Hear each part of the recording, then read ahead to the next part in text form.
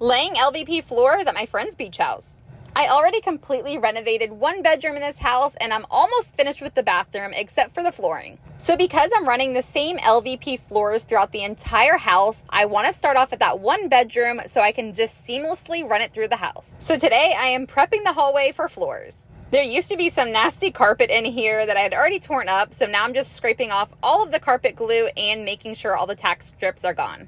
I also removed all of the doors because eventually I'll be giving them a fresh coat of black paint. And I'm also going to be painting all of that wood trim that you see. So before I put the floors down, I'm actually going to be spray painting it with this Bin Shellac primer. This will make sure that the new paint sticks and it will keep the wood from bleeding through on the new white paint. After I made sure the floors were nice and clean, it was time for me to lay the underlayment. And this is one of those things, some people like to use it, some people don't with an LVP.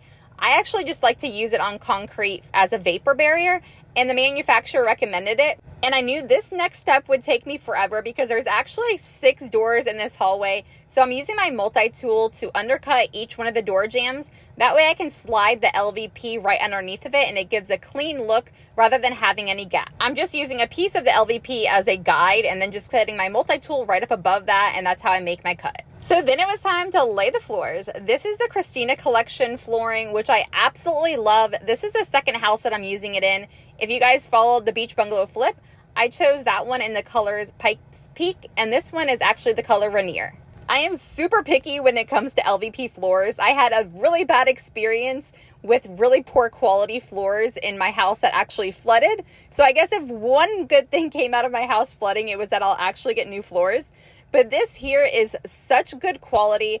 I have tried to scratch them. I even took a hammer to them and wasn't able to cause any damage. So that is what I was looking for, is something super durable. And these are 100% waterproof. That is why I'm actually running them through the entire house and even the bathrooms. I was using my miter saw to make all of the cuts. This curve in the tub though was a little bit different. And here's a little trick to cut a curve. Lay the piece of flooring that you're wanting to cut right on top of the last piece. Then I took a scrap piece of flooring and a permanent marker, and I'm actually just running that right up against the curve of the tub. Once I have that traced, since it is a curve, I'm now just using my jigsaw to make the cut.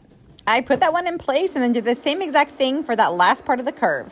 Now, because LVP is a floating floor, I don't want to put any silicone or anything to hold it down, just because it needs room to expand and contrast. So tomorrow I'll be putting a piece of PVC molding in between the LVP and the tub.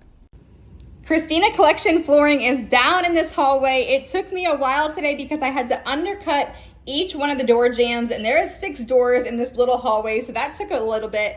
I did that with my multi-tool just so you don't, the actual LVP slides underneath of the jamb, and that way you don't see any gaps or anything. So that just took me a little bit of time.